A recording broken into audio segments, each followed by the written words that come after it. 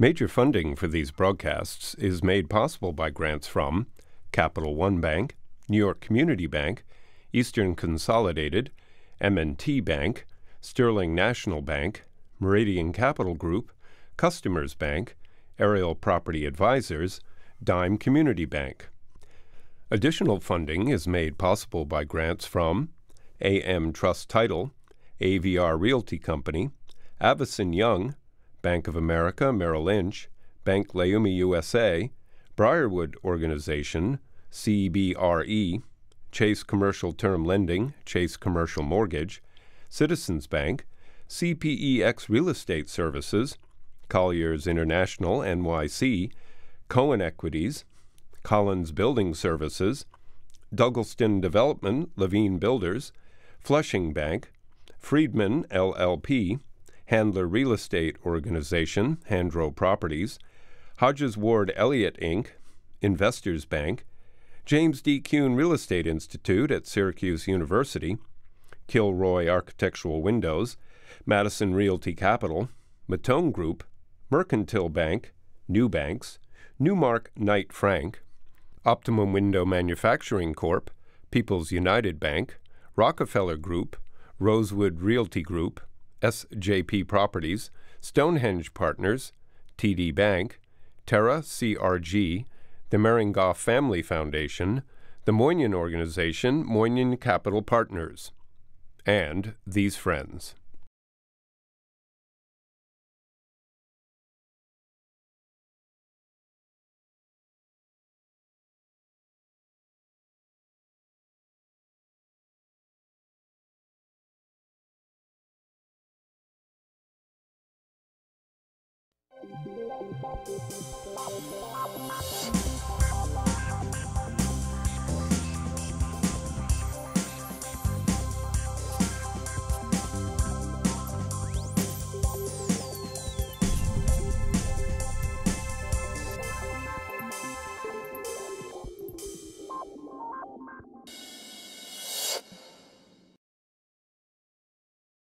Food, catering, events. That's what New York City is known for. That's what this region is known for. So today, with the assistance of my semi-executive producer, Paul Neuman, I've assembled this group of business leaders to talk about what's happening in the catering, event business, and food business in New York City. My guest, as I said, is the legendary Paul Neuman, my dear friend, Chief Inspirational Officer at Newman's Kitchen. Allan Kurtz, who is the Managing Director at Gotham Hall and Ziegfeld Ballroom. Anthony Taccetta, Event Design. And last but not least, the king of kosher catering, Simon Auerbacher, owner of Ram Caterers and managing partner of Gotham Hall and Ziegfeld Ballroom. So how is the business in the catering business? How was 2017? With the economy, the stock market being up there, how do we see the business? Allan? Tone? I would say that I like to use the word cautious optimism. I think it's been fairly strong. You see a lot of, with the new property opening up, the Ziegfeld Ballroom, we see a lot of interest in that because it's new, it's large, which is a wonderful thing. It's starting to, with the Waldorf closing, you see it soaking up a lot of the larger events from around town, which is terrific. But I would say that people are spending money. They're not afraid to spend money. It's not verboten to spend money. There was a few years back where you couldn't. So we're not in the 2008, 2009 mode. Definitely. Okay, it's a different thing. People spending money on design and definitely, planning? Yeah, definitely. People are really trying to personalize like their experience at all these different types of places. So certainly, they're bringing in favorite foods, or they're trying to have, some people recreate their favorite foods or things like that. So as they entertain their guests, they're really like giving a part of themselves into the party. So are they going back to the Lower East Side foods? I remember that was one of the premier things of Ram. You'd have the hot dogs, and you have the knishes, and you had the derma and the other things. Are you going back to that? Are people in that, or are they going higher end? In the Jewish circles, hot dogs and knishes never go out of style. I think people always go back to the basics. I think it's a question of how do you present the food and the experience that you'll have vis-a-vis props and service. So, you know, we're talking about a variety of things which really relate to the three of you. But we'll find him in a second because he brings the food into many of the places, working at the facilities and running in the catering business. But the props are partially yours, okay? The event space are yours and yours because you're in that business also. I mean, Gotham Hall is a unique, special space, okay? It's a former bank. It has that round approach, which is a different approach. I haven't been to the Ziegfeld Ballroom. I'll be there and see it, but it's a huger space. It's a former movie theater. It's a different type of venue. That's why people like different spaces. People want to test, right? They want to test, and I think, you know, they wanted to there's so many different things you can do at all these different spaces, depending on what it looks like and how it sort of lays out, depends on the kind of flow that you could have for the night or the experience that you could give to everyone. So there's a lot of different opportunities here in New York. As you brought up before, the Waldorf has been closed for a year. So the Waldorf was known for the larger cases. I mean, there are a couple of spaces like the Hyatt, Chelsea Piers, and other places over there. But in Midtown, you know, it was Gotham Hall, and now the Ziegfeld Ballroom over there. Who's coming to these events? Okay, who are running these events? Well, for Gotham Hall and the Ziegfeld Ballroom, which actually is opening shortly, a large part of our base is nonprofit galas. So as I like to make a comment, you name the disease, we do the dinner. And it's true. I mean, all these organizations have huge fundraising needs to fund their research and everything else that goes on with it. That makes up over 50% of our events. On the catering side, how do you see it? Is it as much as that Allan is talking about on the nonprofit world, or is it? The answer is yes. Even in the kosher arena, you find that non-for-profits, I wouldn't say it's 50-50 in the kosher world. You're probably like a 70-30, 70 being social and 30% being non-for-profit. I think also the point is when guests are going to so many non-for-profit dinners, or galas as sometimes they're called, they're not looking for an over-the-top experience, but they want to be wined and dined appropriately. And I think that's probably what sets us apart from most, is being able to hit the mark and be consistent. I don't want my executive producer to feel out of line, but now that you've expanded your operation into the Jersey Shore and to Philadelphia and the Hamptons in New York City, do you see the same thing with regard to nonprofit, or do you see more in corporate for your type of business? Our niche is largely corporate. We are getting a larger footprint with the not-for-profit.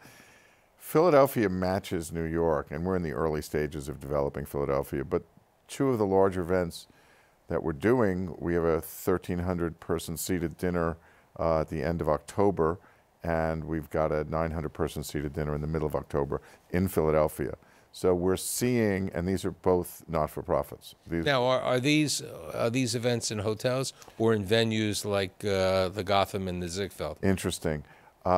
The 1,300-person event for Philly Fights Cancer, they've built a special purpose-built tent for us at the Navy Yard down there. So this is a venue created for this event. It had been in other venues over the years.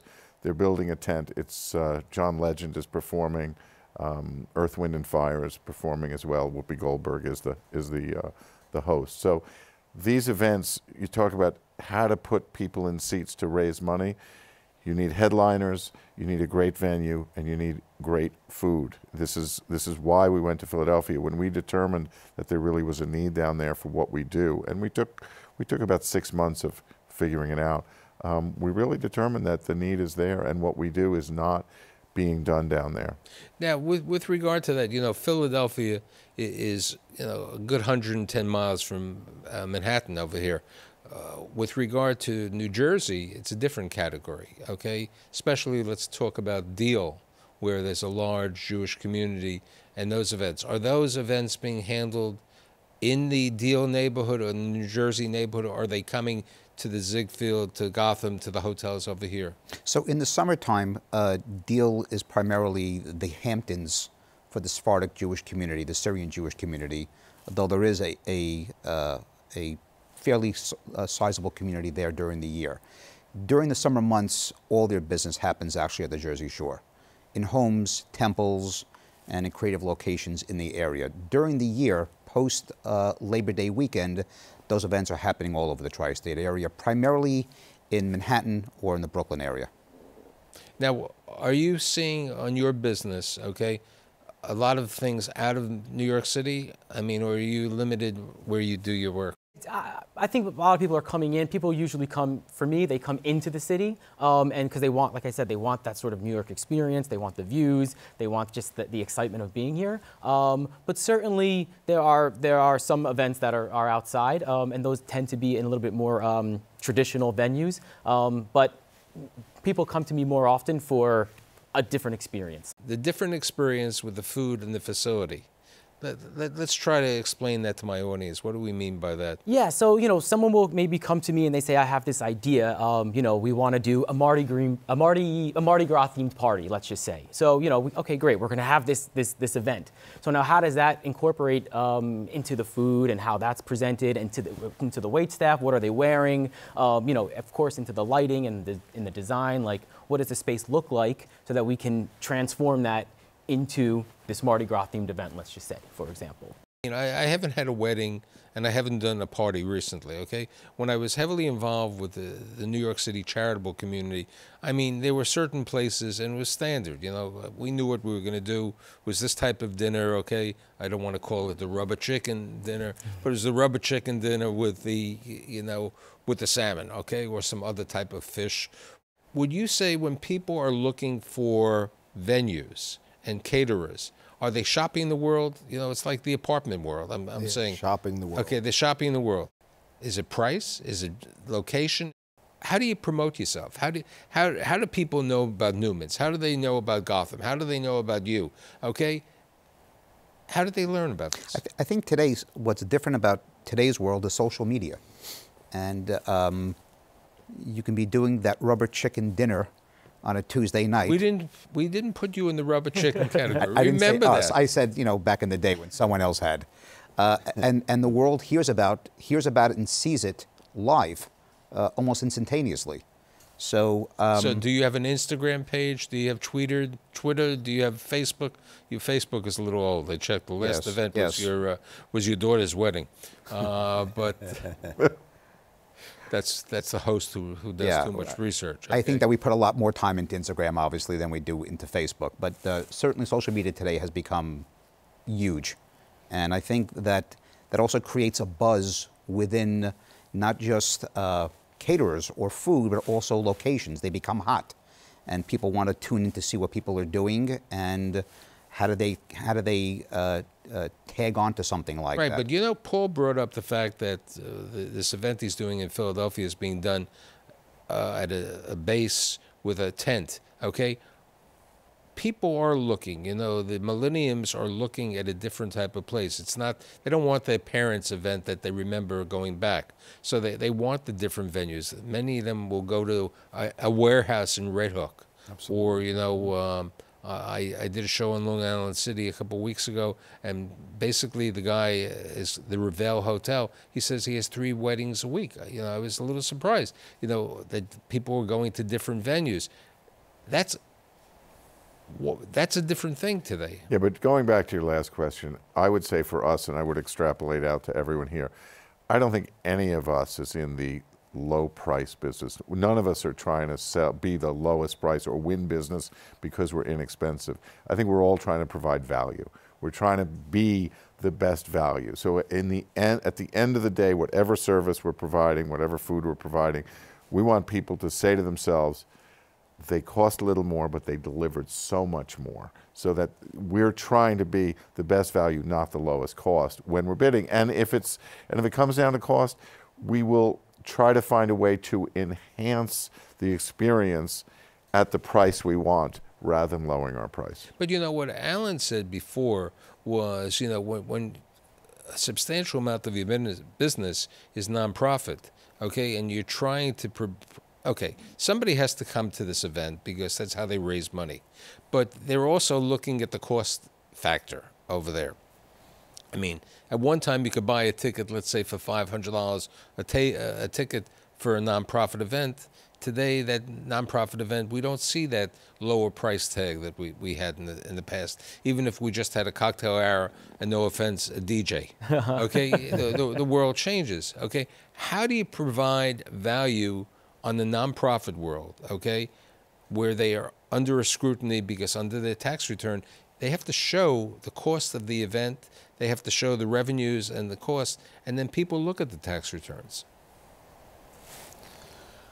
Well, it's really about, you know, at the bottom of the invitation, they also say this amount is non-tax deductible because they're showing that. But if you have a $750 or $1,000 dinner ticket, that's the individual ticket. They're also going for the sponsors. You will have a table that's a $50,000 table, a $100,000 table. You'll have underwriters for decor. You'll have underwriters for entertainment. So it's not just the ticket sale that the nonprofit is using. Right, and I think that's important to bring up because that's where the underwriters in many cases are the key, okay?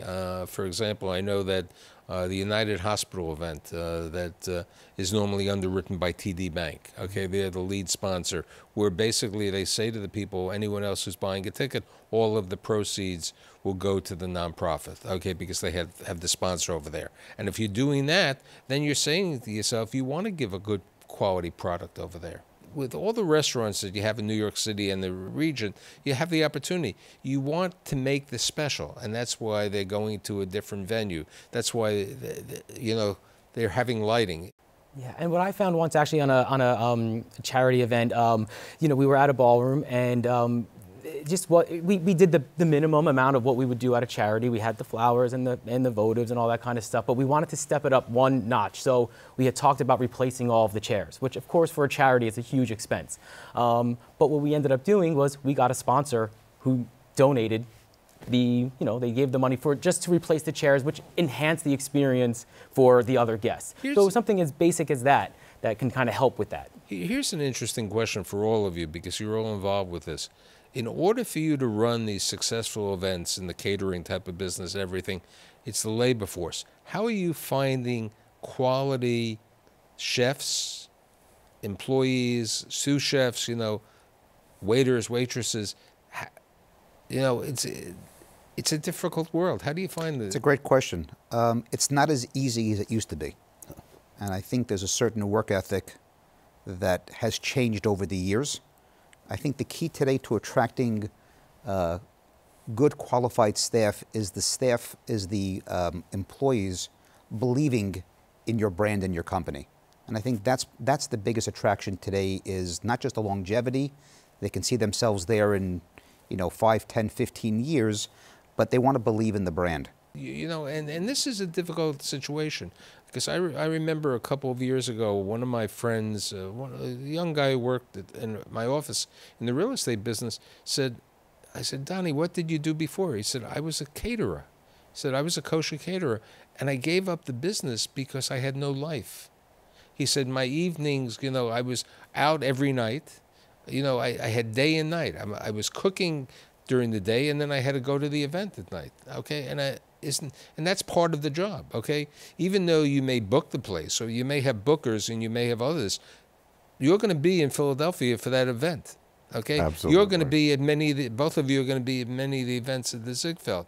You're at the event. Getting to the end, yeah. So, and people are looking at a quality of life issue. I'm going to jump in on this, because I speak to a lot of students who are in the hospitality world. You have to have a passion for it, because we work when everybody else plays. Mm-hmm. And that's just what our world is. And I love it. And I wouldn't have it any other way. But that's the life that we chose. And it doesn't, sometimes that life chooses you also. So, until, let's say, the advent of the Food Channel, the Food Network, and these other shows, people didn't think Gordon Ramsay and all this, okay? It was a different world, okay? Today, as some of the people have said on my show, these chefs, when they walk into an airport, people run over to them. They want autographs over there. Right, but it's also created a false narrative to what being in the food business is. And what I say to people is, you're as likely to become Gordon Ramsay as you are to becoming LeBron James. In the food world, get into food because you love it, and it's what you want to do. But if your aspiration is to become famous, your odds are very small. Going back to your prior question and to speak to what Simon said, it's more competitive today to find great talent on the service side. At the same time, one of our goals now is to create a waiter academy and basically find new sources for people. You know, one of the things we're all used to now is what's called the gig economy, right? People are working multiple things to juggle their lives. Well, at $20, $25, $30 an hour as a waiter, that's not a bad gig for someone who is a writer or doing something else. So we're comfortable. What we want to do now is look beyond the pool of actors, performers, writers to find highly motivated, talented, outgoing extroverts who want to be on the floor 5 hours at a time, 7 hours at a time, and deliver what I call their A game. Because what we need from each and every person who's on an event is we need their best for 5 hours. And that's what I went to an event the other night at a venue that won't be named. I was a guest, and there was not a single waiter with a smile on their face. And I thought to myself, this is not okay. Like, even if you're not loving what you're doing, you should be smiling. Because if you're smiling, I'm going to be feeling good about being a guest and being taken care of you. And that's really what I want to do. I'm developing here I ask a simple question. Yep. How did each one of you get involved in this type of business? Simon? Someone said go left, and I went right. It was a family business. My parents got into business by helping out in the temple. They had catered an event for a friend on a Saturday. The friend bought them towels as a gift. The towels said Reggie and Manny, my parents' names, and they formed the company Ram on a towel. And my father went into the catering business. So here's the next question. Do you think the next generation will go into the catering business? It's funny. I have one of my sons working with me. I think for the reasons that fathers typically want something better for their sons. My wife was the best Little League coach, I think, in my kids' history. You have to have the passion and the love for it because, as Allan said, while your friends are out having a good time, you're working. And when they're working, you're busy trying to get the business in the bank, so to speak, for the times when your friends are enjoying. So you need to love what you're doing. I guess we're not certain of the answer yet. Anthony, I know you were in the Broadway world. Yeah, so I moved to New York to work in theater production, and I moved here. The first show I worked on actually was The Producers. I was like, oh my God, Broadway's the easiest thing in the world. And then over time, we started opening other shows, and they were great, but nothing was like that. So eventually, I found myself moving from theater production into event production. So I went from to production worlds and creating spaces and activities and all that kind of stuff for people. Allan? So I actually started folding pizza boxes when I was 12. Was split session in high school, worked in the morning at a restaurant cleaning up before I went to school, and the chef took a liking to me. And I started helping setting them up in the morning, and I sort of just took off from there. Ended up working in kitchens, getting hired away from another restaurant to run their dining room, all while in high school. And then you were at the legendary Tavern on the Green. Well, I was the director of catering there, and then I actually was promoted to managing director and president of Tavern on the Green in the Warner Leroy heyday. And that was a unique experience also. It was tremendous. And you were the fishmonger. Yeah, so my family, I'm the fourth generation in my family to be in the food business. So I had a great-grandfather who was a chef, a grandfather and father who ran a fish market for 97 years, a well-known retail fish market on Lexington Avenue. I went away to fine art school. I have a BFA, so I like to make things. And I like to say that if you smash together a family history in food and an interest in art, you end up in the catering business. What's the outlook for the catering business, the event business in the short term? I mean, for me, I think social media and Instagram and all these, people are traveling all over and having these crazy experiences online, and people want to recreate that for themselves and for their guests. So I just, as long as there are these reality shows and Instagram. Okay, weddings and bar mitzvahs and charity events are going to continue.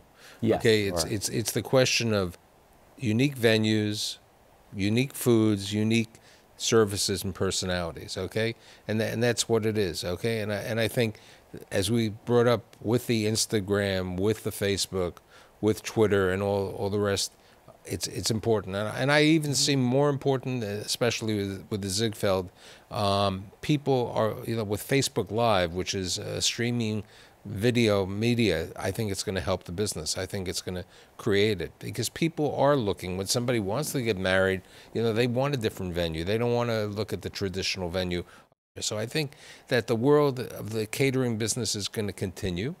There's no question, as you are doing both for corporate and for event business, okay? And I think that New York City and the region needs the quality places and the uniqueness of kosher and non-kosher food and venues. And I'd like to thank all of you for being here.